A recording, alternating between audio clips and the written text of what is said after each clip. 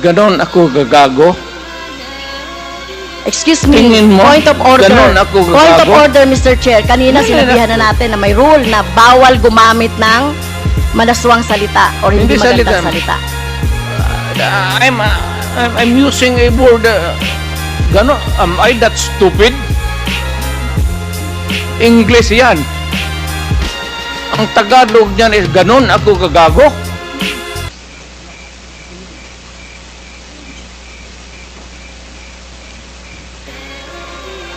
Abogado ako, fiscal ako, ganon ako gagago? Tama kayo, Mr. Chair. Tama po si Mr. Duterte. Abogado kayo.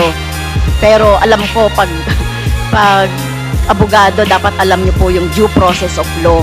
Alam niyo pong igalang ang karapatan at buhay ng tao, Mr. Chair. Huwag ka bang marunong, ma'am? You do not know me from Adam. Basta na lang na anong narinig ninyo yung that's is